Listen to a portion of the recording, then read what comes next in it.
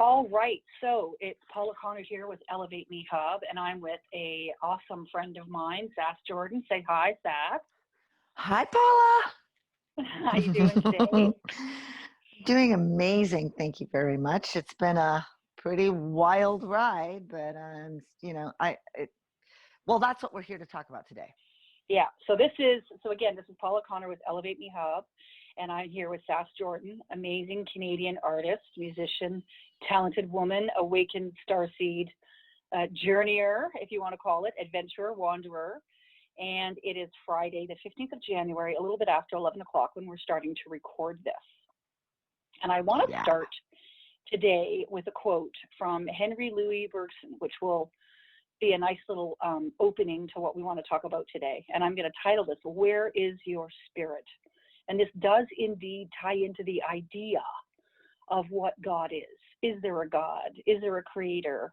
And what the scoop is basically right now with the belief system on the planet. So what he says is, fortunately, some are born with spiritual immune systems that sooner or later give rejection to the illusory worldview grafted upon them from birth through social conditioning. They begin sensing that something is amiss and start looking for answers. Inner knowledge and anomalous outer experiences show them a side of reality that others are perhaps oblivious to, and so begins their journey of awakening. Each step of the journey is made by following the heart, instead of following the crowd, and by choosing knowledge over the veils of ignorance. And so I want to start with that, because if we take a look at our external world, this is the world that is created when the mind is allowed to be the master and not the servant of the heart. So we can clearly see what humanity can create through the ego-separated mind. And when there's no heart, we have, it seems like a systematic attempt to remove the natural, the human nature from human beings, and even to treat them like objects as opposed to being human, right? And so let's dig into the whole idea of where did the distortion of what God is come from? Certainly came from religion, not to criticize any religions. There's no wrong way to get to truth. We all get there eventually. But it seems like there's a gross distortion of what the idea of God or source is, being this pissy guy in the sky, Gandalf, right? And Gandalf's you know a good guy. I know he's a good guy. Saruman's the bad. Oh no, Sauron's the bad guy. That would be a better, exactly. Whereas when you make an error, you're going to be destined to be in hell for for eons of time. And it's so. I'm sorry to cut you off, because exactly what you're saying. The thing is, what's so spectacular to me right now is that if anyone who's listening has read The Lord of the Rings, basically, that to me illustrates exactly what we're going through right now. Do you know what I mean? It's like it is the perfect parallel. It's exactly that. One ring to rule them all. The whole thing, as you said, Paula, it's like it's a complete distortion of the truth. It's like there's a television show called Stranger Things where they go into the upside down and everything is terrifying and scary, and it's precisely that kind of thing. Now you asked, where did it start? Well, was it religions, et cetera, et cetera. Now I would go even farther back and say, what's the point?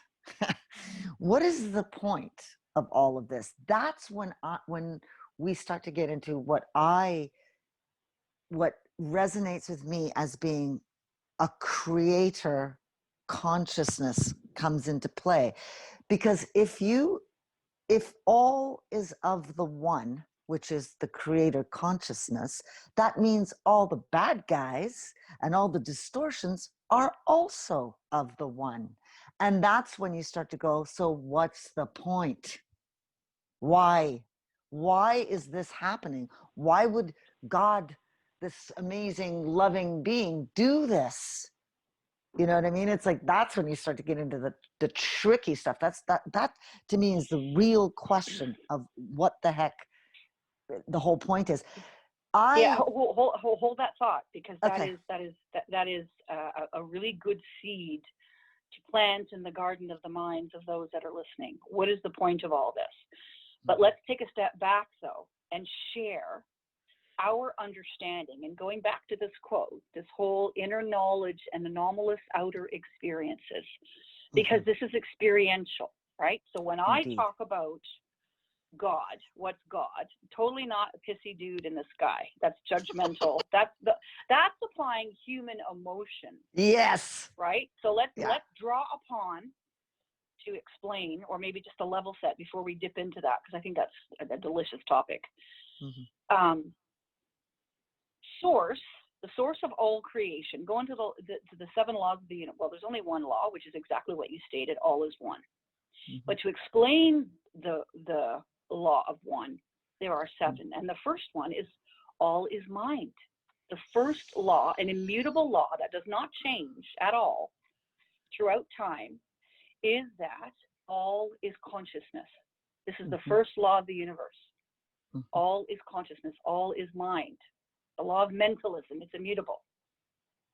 So if all is consciousness, all is mind, when you think, if you want to have proof of source, go into nature. Yes. That's God expressing. Yes. Right?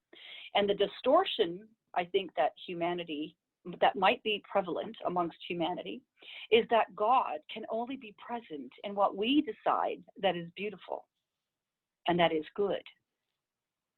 Right? There's a distortion in thinking, and that ties in beautifully with what you just said, which is all is source. The good guys, the bad guys, angels and demons, they're all part of the same pie. So if we introduce the idea of source being nature, God is nature, the trees. God is the sky, the sun, the moon, the snow. God is in the shit. As my guide said, that taking a crap is holy. Can you imagine?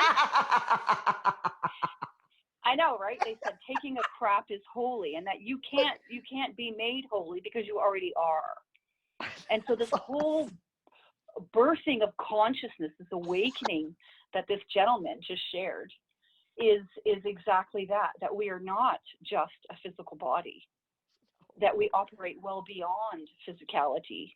Oh my God, and then let's dump why did this happen? In the class this week, the very same question was asked. Why did we believe that we're separate? Because they say that humanity only really has one problem, and that is that we have agreed to the idea that we are separate from our source. We have denied source in ourselves and in our brothers and sisters, which is what has created the shit show that we're living in. And yet, what if the whole thing is simply a wonderful game and exercise that the creator is playing with itself to expand its awareness and its consciousness, etc., which personally is what I think is going on at every level of the universe, of reality, in every universe, in every, I think because the nature of consciousness is to expand. Exactly. You is know, to illumine. And that's exactly illumine. what Alan Watts says that. Says actually. that, He says yes. that we're playing this wonderful game of hide and seek. Yes, and the thing is you know, to put it into very gross human terms, because that's all we have, and that's the only understanding we can have in this construct that we're in. It's like God or creator or source plays these games with itself where it makes versions of itself where it completely erases the memory of these fractals of itself, so to speak, us or whatever, so that we can have this game of finding our way back to what we are even though we've never been anything else other than source, it's already in us, but we have this massive veil of forgetting, which is what gives us, it's the joy of discovery. If source didn't do this to itself, it wouldn't have any goddamn fun. Pardon my French. That's a really interesting, not clever, that's not the right word, but that's a really interesting perspective, because but that can be quite offensive to people too, right? If you are in just 3D limited consciousness, the idea that God is playing a game with itself, we're looking at this reality going, well, you know what, ain't so much fun right now, we're in lockdown, we can't do this, we can't do that. Absolutely. What bloody That's fun what are we I meant by here?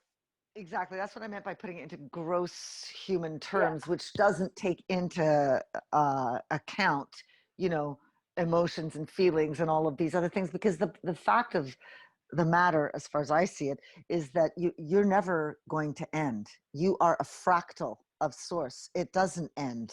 It's without beginning and without end. There is no end. When you quote unquote die out of this, what I like to call matrix, you simply shift frequency. It's all energy, frequency, and vibration. That's all it ever is. The construct, sorry, go ahead. No, I was just going to say, and that is the third law of the universe. The first three laws are immutable. They don't change. And that's all is mind, the law of mentalism, consciousness, the law of correspondence, as within, so without, as above, so below, never changes. And the third law is vibration, to your point. We're all vibration. We're energy beings. When you go everything back to is. everything. Exactly. You go back to the ancients, all the ancients in culture, mysticism, esoteric teachings. They say that all is energy, ka, chi, prana, right? Or the source. Star Wars, the source of the force is with you, right? We talk about remember? Yes. Oh my God, don't get into that, because then I could go off on those TV shows, because I have a lot to say about them. Anyways, yeah, Star Trek, Stargate, Star Wars, all of them. Anyways, keep going, because this is great. Yeah, so I mean, if we can level set our idea, or perhaps correct or reestablish mind to comprehend that source is energy. It's a conscious energy that gives life to everything. That's basically what source is. It is a consciousness, frequency of love, because hatred doesn't create.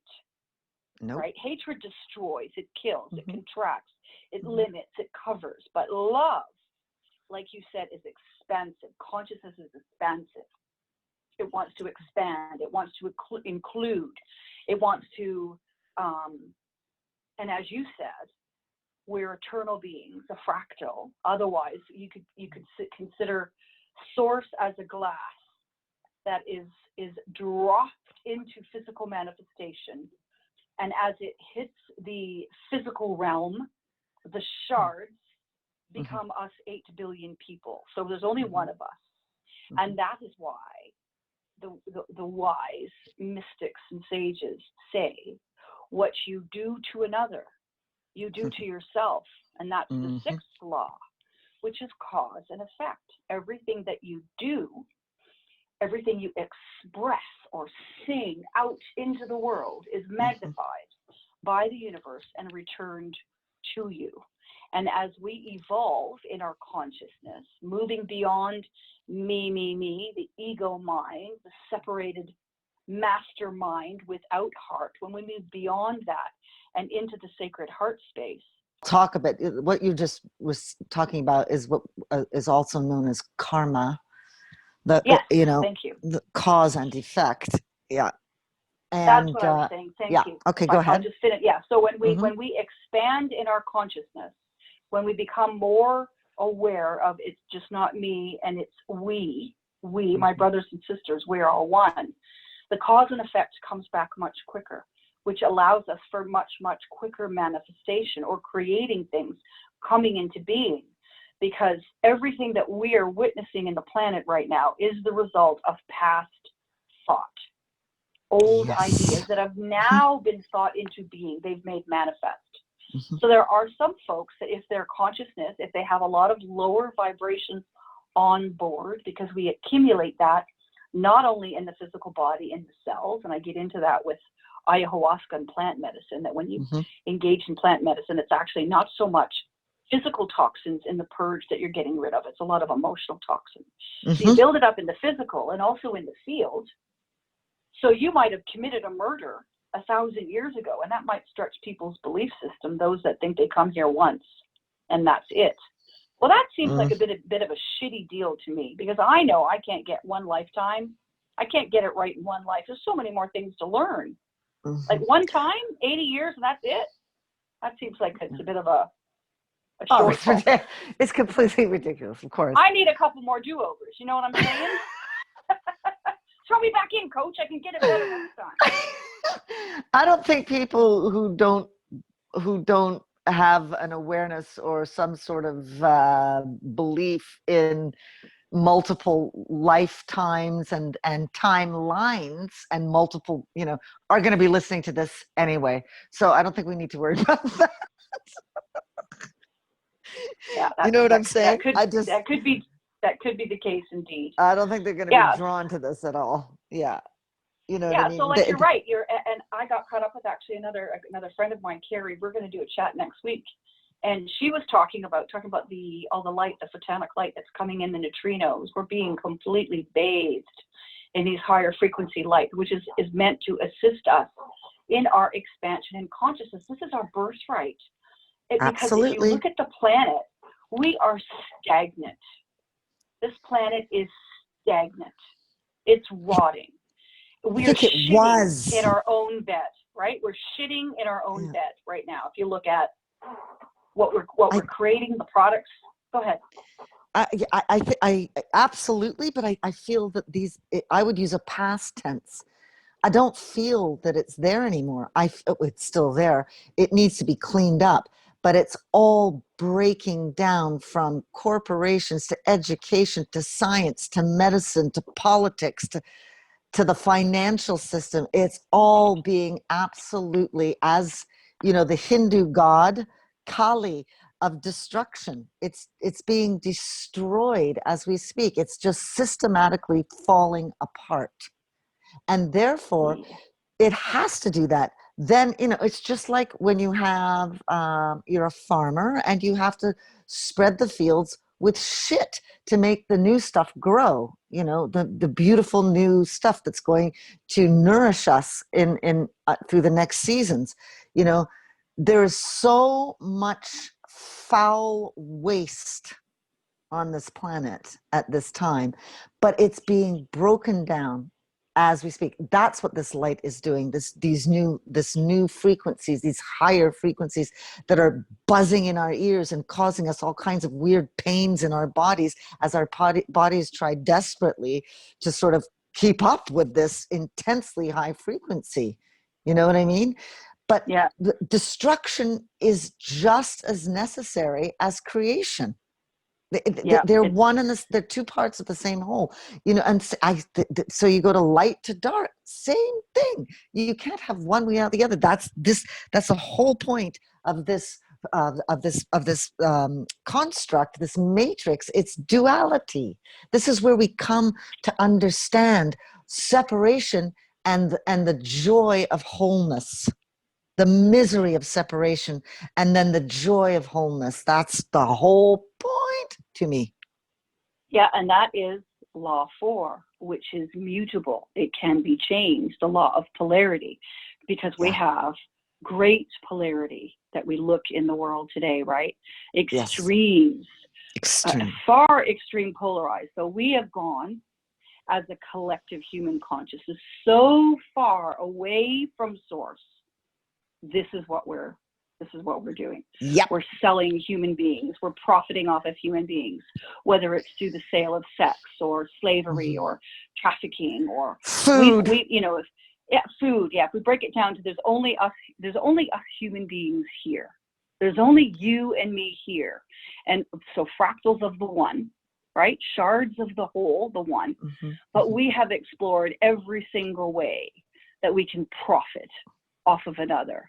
Selling you, selling your organs, like we have gone so far. And that actually, what's the beautiful thing about polarity is because when we can get into neutrality, right, which is moving up in consciousness, moving up an octave in consciousness. You say 3D is all about me. It's only me. You're separate. I'm separate from the world. When we move into the fourth dimension, oh, wait a minute, maybe we are connected. And then in 5D, fifth dimensional thinking, which is heart-based living, which is what this is about. The whole reason why we're calling this Meet Me Here is the only time I've ever had clear audio in meditation was almost 3 years ago in the spring. And it was 3 words, meet me here in the heart space. So why are we having this conversation? If you look at the external world today, it is absolutely breaking down. This is the template of reality that human beings have created through the separate ego mind, the mind being the master, instead of the heart. And so all of those structures, to your point, must collapse because they do not serve everybody. They don't serve humanity as a whole. And we can do so much better. Like I said, we've been shitting in our own bed. We're making products that don't last very long. You know, again, go back to the idea that there's only you and me here. Why am I making a product that rips you off, that frustrates you because it only lasts a couple of months and then gets dumped in the toxic pile? Right? Why would we do that? Completely ridiculous. Why wouldn't we? And this is the beauty of where we're moving to on the other side of March this year. As a wonderful astrologer that you introduced me to, Pam Gregory, for those listening that might be interested in astrology, she does have a pretty good, actually I'll put the link below for folks if they're curious. She talks about the energies of this planet. And we're moving into the idea that humanity as a whole, they have decided that we will no longer agree to lies. And that is the other reason why all this light, these neutrinos and photonic light that's coming in, because light illumines, right? It puts shadows in the darkness. And what's the first thing that happens when you shine light underneath a rock? Everything scurries, right? Tries to hide. Nasty things. Yeah, exactly. And that leads to the crazy dream I had this morning. Oh, I want to hear it. So imagine the back of put your right hand behind your back on the left-hand side. So just above the shoulder blade, kind of like that area. Yeah. And it would be like, like if you take a pinch of salt, like a small little thing, it'd be like there was like a little tree, little branch or something, and it had to come out. And when I pulled it out, the roots were like the size of a foot-long carrot and about as wide as 2 inches. It left a massive gaping hole. In your back? In the back. It wasn't on my back. It was being pulled out of another. This is just the way I'm interpreting the dream. Right. There was somebody else there, and I was pulling out this thing from their back, but it left a huge gaping hole, very, very deep. Now, what's interesting is I got caught up with Carrie this morning, and she was talking about 2 portals were closed recently where dark energies were coming into this planet. And that we would start to notice, and I was getting caught up with somebody, Chrissy, this morning as well, and she was sensing a shift in energy, a much more benevolent energy present this morning. Isn't that so if 2 dark portals got closed, where darker energies can no longer engage with this planet, all of this photonic, neutrino, beautiful divine light, the return of the light, which is the second coming, the return of the Christ, in all human beings, not in one dude, but in all, that would make sense, that it would feel a little softer. Oh my goodness. But it's funny. It's because I felt it last night. There was a shift. There was an actual tangible shift in the energy because it's been extremely chaotic for days now with all the fear and all the people who believed that, things were going to be one way, and who, fighting for the light and doing this and that and the other thing. Well, and then, have had this huge disappointment that things maybe not turning out the way they thought it was going to. But something has shifted in the past 24 hours, like what you're saying, that these people were saying it too. And there's this enormous calm, kind of like serenity. Maybe it's acceptance that the way forward is within. That's how we're going to go forward. You will never let your own self down. You can't. It's like back to the heart thing. Your heart. Meet me here. Exactly. Coming back there, because we know what we can do with just the mind. And stop looking outside. Because the answer isn't outside. It really is. Where's your strength? Where's the solid ground? Well, it's not outside of you. It's we can't in trust. You. And we can't trust the outside. No, exactly. There are so many lies. There's so much disinformation to confuse people, right? Even with this whole all the flu COVID thing that's going around, right? Yes. I mean, what frustrates. That's a whole other. What? Yeah, I know, and that can become frustrating, because even though they say, okay, we don't want to overwhelm the hospitals, and which is true, we don't want to overwhelm them, but where is the guidance on do these things to support your immune system? If you do a Google search, vitamin D is number 1. That boosts the immune system. Zinc is number 2. And vitamin C is number 3, all easily and readily available. So you don't hear reports of taking massive doses of vitamin C or get your zinc or get outside. And the other thing too, right? What we know is fear. Not only does fear paralyze one's ability to critically think for themselves, fear also depletes your immune system. Indeed it does.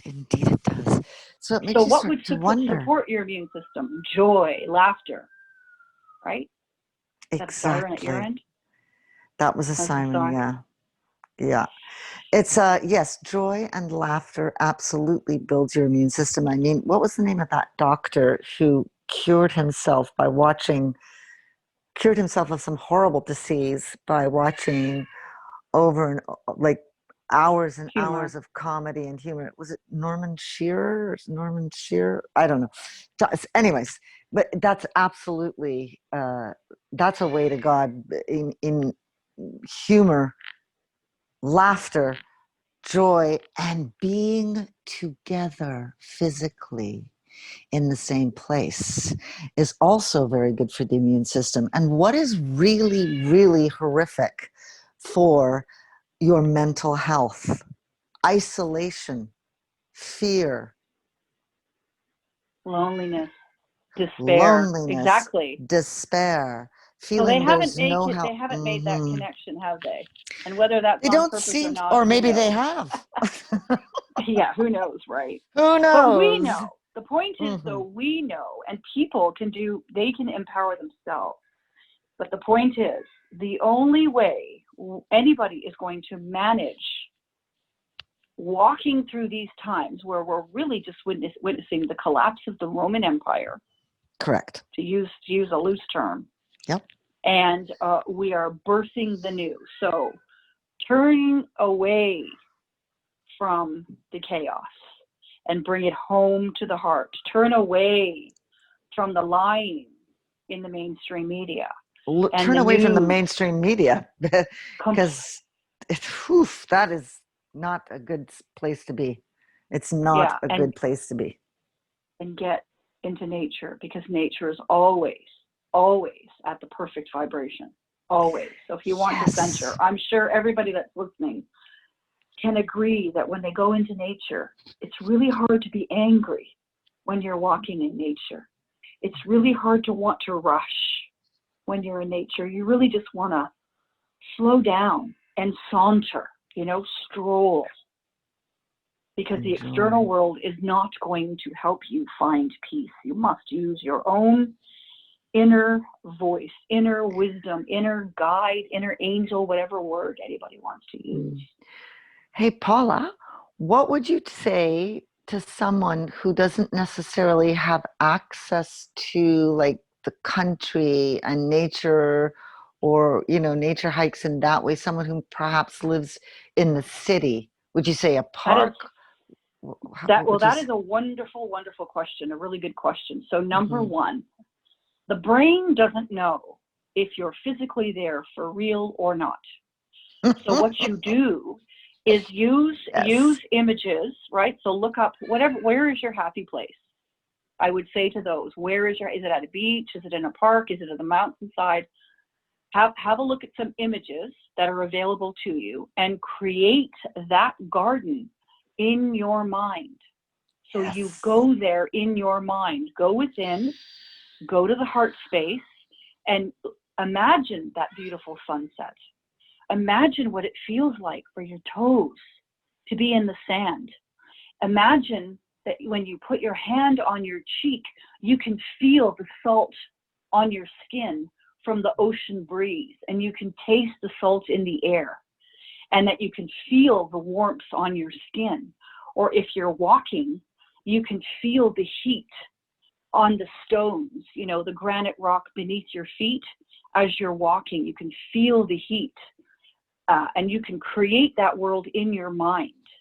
And of course, the other thing is being in water. So taking a shower or being in a bath can help you also connect with the elements of creation, being water, right? The source of life. Oh boy, yes. Water. The importance of water cannot be understated.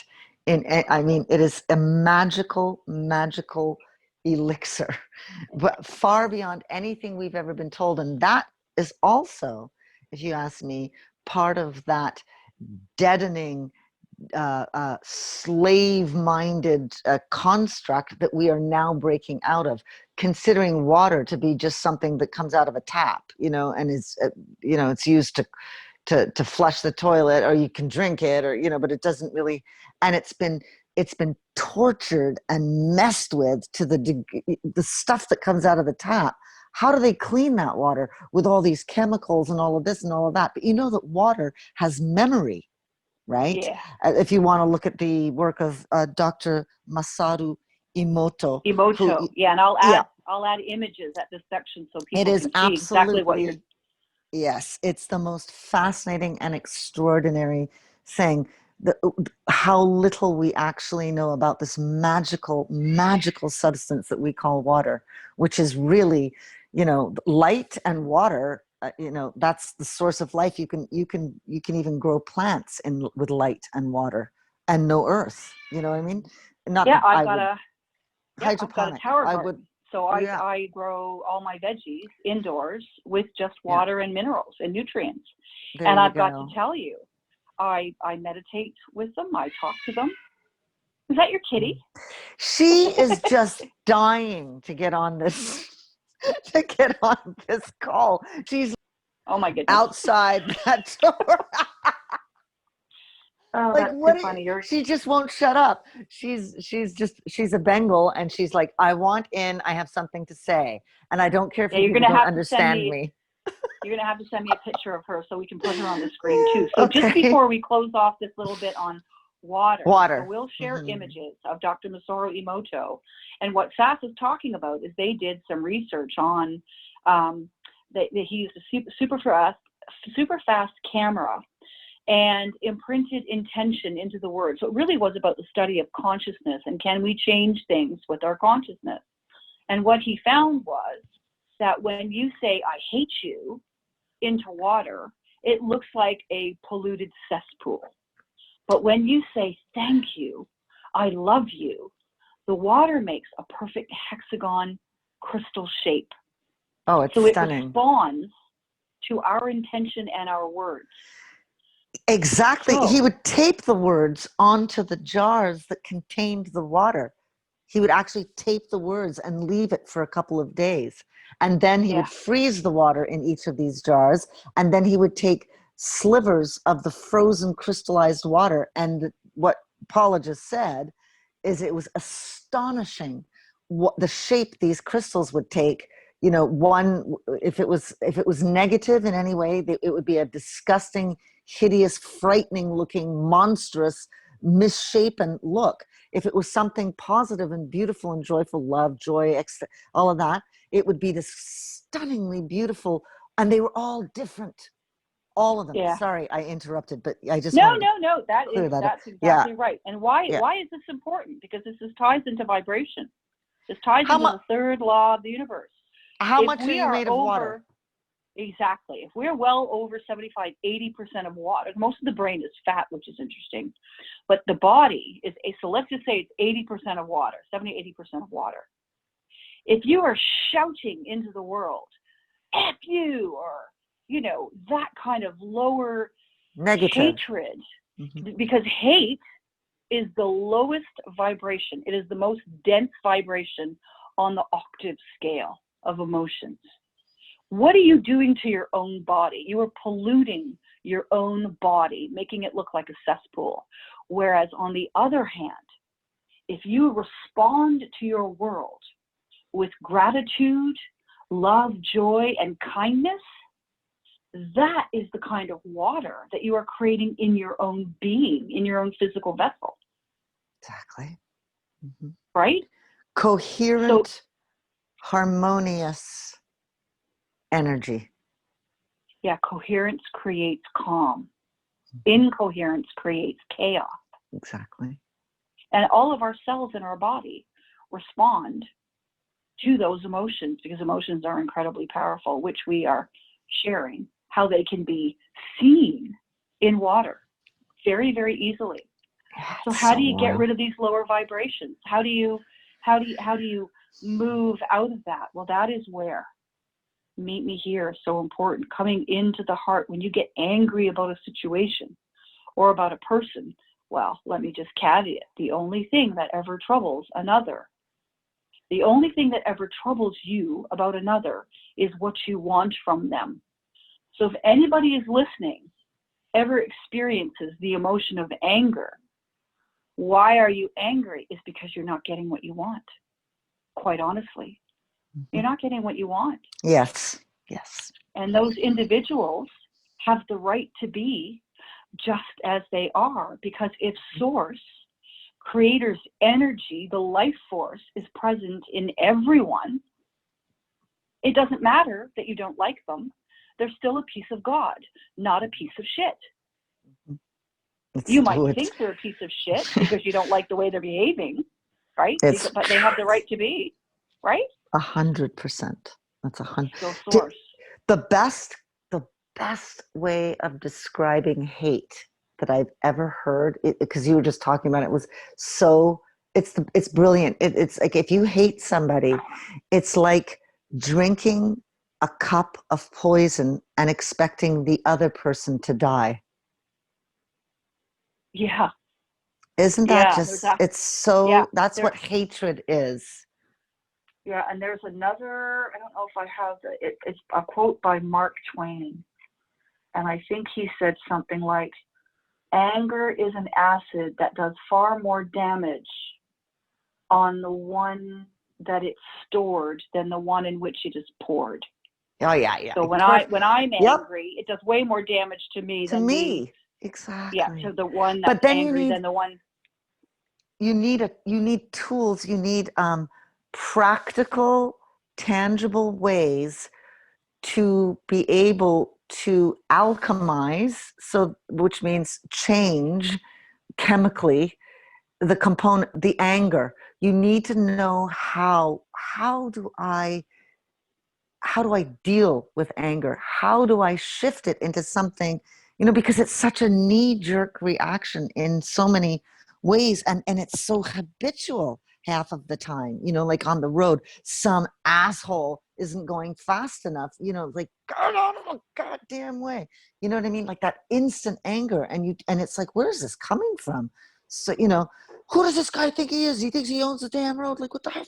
That's me, by the way. So I've had to learn That was the It's like, traffic. Yeah, traffic where issues. does that come from? Yeah, it just gives me anxiety of that, of the anger type, which it doesn't as much now because I've really been working on it. I'll tell you what, the batch flower remedies help me a lot with that, which is a whole other thing. But anyways, so you need to be able to transmute anger into something that you can deal with in your body, even because when you get angry, that's it's a sensation. It's like a physical sensation in the body. I guess everybody would feel that in different areas. Mine, Well, it's that just yeah. right in the solar plexus, the Yeah, and that anger. actually it's the stress hormone cortisol being dumped into the body, which is Yeah. is a cascade of over, this is the science stuff now, 1,400 biochemicals that you would feel, and that is it's literally a poison. It is not a poison if you're running from a tiger, not at all. Right, because right? We need cortisol it gets to burnt get out of the away, system quickly. Yeah, to give us adrenaline and energy to cortisol. move, and that could be for a first responder trying to deal with somebody creating an act or something or doing an act that's not appropriate, where we need to move into action. We need to spring Yes. into action, right? Yes. But we don't need to be doing that every 10 minutes through an emotional thing that's happening in our life. That is what is poisonous in the body. So you talk about tools. Yeah. The first thing that's important, this is for the listeners, because I know you already know this, we talk about this all the time, is acknowledging what you're feeling, because you can't change what you can't see. So I'm grateful. I'm angry. Really? That's kind of weird. Well, I'm grateful. I'm aware that I'm pissed, but I don't want to feel pissed. Why am I pissed? That's the second part. Why am I so angry? Well, he didn't take the garbage out. Yes. Okay. And like when you start to inquire why you're angry and you sit with it for a little bit, very quickly you realize how petty we're being. Right? Because we're not getting what we want from someone else. So acknowledge, okay, I'm really angry right now, and I'm grateful that I'm aware, because now I can change it or I can deal with it. And then it's inquire why. Well, I'm really angry. He's not doing what I want him to do. Okay. So he's not doing what you want to do. All right. Well, you're not getting your needs met. Can you be okay with it? Can you accept that individual is not giving you what you want? Are they capable? Because they might not be capable at this time. And then to your point, you can start to alchemize, transform it, transpose it, and integrate it so that when a situation like that comes again, you're talking about the highway, somebody cutting you off. Once you integrate those emotions, you might not experience being cut off again, or if you do, it'll be like, meh, not my stuff. Doesn't matter. That's clearly that guy's in a hurry, right? Exactly. I think the first thing you come to realize when you start to do this type of self-inquiry is that your anger actually has almost nothing to do with the supposed cause of it. The outside, the other person, the bad traffic, it has almost nothing to do with them, and it has everything to do with the way you are perceiving it. So your perception is the issue, not them. They're allowed to do whatever the hell they want to do, just like you are. We're all allowed to do whatever the hell we want to do. That's a very, there's a lot of people who could argue with that, but I don't care. But we do, you're right though. We do have, that's our divine birthright, is we have the right to express and learn and be just as we are. We might not like it. That's right. And someone else might not like it. Exactly. But that's their problem, not yours. And when you have a problem with someone else, it's your problem, not theirs. Exactly. So you must deal with it. That was a big lesson for me. Yeah, because you're right. Because it's our perception. So much easier to blame. Pardon me? So much easier to blame someone else, the government, your husband, your child. It's so much easier to put the blame outside of you. In the end, whose fault is it? It's yourself. Yep. Go ahead. And that is, no, I was just going to add to that. And that is exactly what happens when you're just operating from the separate ego mind, the mind that thinks it's the master without the heart. Right? Yes. Because then you're, like, I'm sure everybody has heard this. When you're pointing the finger at somebody, how many are pointing back at you? Three of them. Exactly. Right? So when we move, and that's the mind, the ego mind will make another wrong. She's the one that judges. She's the one that needs things to be her way or his way. And when you move into the heart, it's the divine mind. It's the divine. You're always looking for the greater good, the best. What's the highest thought in this, rather than you're an idiot, you did this wrong, and right? It's like, what can I do? What responsibility do I have in this? Because if you really think about it, right, we all know we don't control anything outside of us. The only control we have truly is our own being. Amen. It's how we show up with other people. And it's our consciousness that creates our reality. It's a consciousness that gives us the perception or the lens in which we see the world. Which is so huge. It's so fun. What you're saying, that control, exactly the only thing you can ever have any hope of controlling is yourself. And even that's a little tricky. You know what I mean? It's this control idea. It's like, excuse me. Woo, that was just a jam log of ideas at the same time, and they got stuck on the way to my mouth. So anyways, what I'm trying to say is that it's like the matrix mind, the mind that is conditioned and programmed like an AI, which is truly what the matrix is. It's an AI. It's like a video game. That's the knee-jerk stuff, right? That's the unconscious pattern. It's the programming. It's the programming. And we carry that through, like, it's ancestral lines.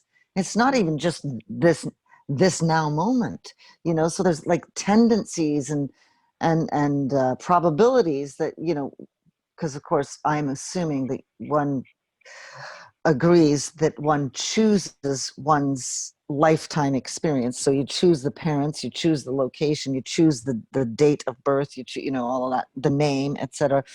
Because these are all energetics that you are going to be exposed to as through the particular journey that you've decided to take through this matrix. But the matrix, it's an AI. It's and construct. The construct and the only reality. Way, exactly, the synthetic reality, the foods we eat, Monsanto, these are the synthetic, the pharmaceutical drug, all of that stuff, synthetic. Not half of the music that we listen, that's popular, not half of it, most of popular music right now, which doesn't mean there aren't a ton of fantastic, real, true artists, but it's like, it sounds like a robot. And it is a freaking robot. It's completely made with machines. Even if you have a voice, the thing is so tuned up. It goes, nobody knows what a real voice sounds like anymore. You know what I mean? It's unbelievable. It's all synthetic. It's all AI. The heart is the only way back to truth and reality and nature, which equals God, not AI. Yes, the natural rhythms that we must, that's the only thing we can trust right now, is trusting the real, trusting the natural, trusting the organic, which is the heart space. And I think this is a really good way to close this conversation. I agree. Yes. Because it's so important that as we move through, like the guides have talked about, my guides, I've been in class, as you know, and I'll share that's with Paul Selig and the guides. I've been a student of the guides for many years, but this week, and in the Divine Feminine Roundtable that I did back in December, I was psychically seeing a cyst coming to the surface that was like really green and pussy. It was gross. And the guides this week talked about what we're really witnessing right now is kind of like a boil that's always been there, and it needs to be lanced. It's got to come out. What they talked about was that it will release a lot of pressure. So the reason why I bring that up, though, is because if anybody is listening to this right now, you are not going to be able to discern the truth looking out there at all, because there's so much disinformation, misinformation. Don't try to prescribe what is going to happen or predict what is going to happen. Come home to the heart. Let the world go. Let the chaos go. Come into the heart and create in your mind, in your little bubble of reality, a joyful, peaceful heaven on earth, because that is where we're going on the other side of this. So discerning truth, how would you teach an individual to learn how to discern truth? Are you asking going me to that? the heart. Yes, got to exactly. go to the heart, right? You got to go to the heart and way. ask. Yeah. It's the only way. It's the only way. I've tried everything. Because an individual can lie to someone else, but they can't lie to themselves. You can't lie to yourself. Well, you can, but eventually. Well, you know. Eventually it doesn't. You can't, like you can't, right? I can't say, I'm 5'10", because I know that's a crock of shit. I'm not 5'10". Well, you know how we lie to ourselves? By telling ourselves that we are less than divine. There's a lie. That's the biggest lie. Yeah, that's a lie. But anyways, but the point is, I know exactly what you're saying. You can't lie to yourself. You can't lie to your heart. You can lie to your mind over and over and over again, and that's what I'm talking about. Like, you know, oh, I'm not. I have nothing to give. I'm useless. I'm worthless. That's all. Those are all mind lies that your mind tells itself. But your heart knows. It's that we're cut off in so many ways from our heart. That's part of this whole insidious matrix AI type of reality. It's to cut us off from our hearts. Yeah, steer us away from the organic and into the synthetic. Yeah, exactly. So we're watching the collapse. And so I want to read this, and then we'll close. And then I'll make sure that I add the links and the pictures and all that, so folks can see what we meant there. So this I've shared before, but this is basically what we're watching right now, because the guides also talked about this. What we're witnessing right now in our reality is the old template collapsing. So this will tie in nicely to what I'm about to share. And so it is the capacity of your direct communication with the source has been taken from you many eons ago. However, it is being returned to you in your lifetime by divine grace. And that is why we remind you of this great event. And of course, Sass, you and I have talked about this great shift in consciousness. That's what this is talking about, this great event where we shift in our thinking. And then they continue, because it is this great event that has enlightened the fallen worlds and opened the door for the recognition of non-changing truth that is not hidden by diversity, but is felt as the source of all diversity. It is the root power that allows for recognition what darkness really is, a mortal phantom that can now be understood as a temporary error of the fallen or unenlightened mind, with only the power that you are willing to give it. And this growing clarity in the hearts of mankind makes possible the fundamental shift that we are all waiting for, because a real shift needs the eternal and unchanging divine reality to depend upon. Otherwise, it would be just about another little moving of stones and dimensional points of view. So that reality, the divine template reality, the return of the light, the return of love, the return of the heart-based living, where the mind is a servant of the heart, where we can co-create our reality in beauty and in love to uplift the lives of everyone on this planet and not just the few. That is where we're going. Yes. It's to live in coherence. It's living in coherence, in the coherent, in coherent energy that makes sense, energy that sings with harmony and joy. It is not that chaotic, miserable, terrifying stuff that is, it's an overlay. That stuff is an overlay, and the overlay is dissolving. I love what you just read from the guides. That was absolutely beautiful. I honestly, so that's not from my guides, but that is from non-physical teachers, and I honestly don't Oh, I remember love where it it. came from. I think it was like maybe Daniel Scranton or something like that. Yes. It was Oh, a few years yes. ago. I get that, and that's just a section out of a bigger I teaching. just discovered him. Oh yeah, did you? Cool.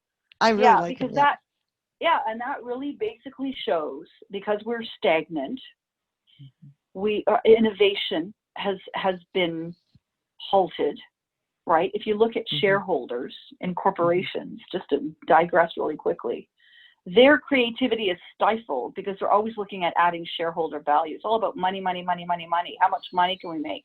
Rather than how can we create something that is so beautiful and so profound that can lift the lives of everybody? That's where we're going, which is why this is so exciting. And the heart is the only thinking organ, not the only thinking, or it is a thinking organ.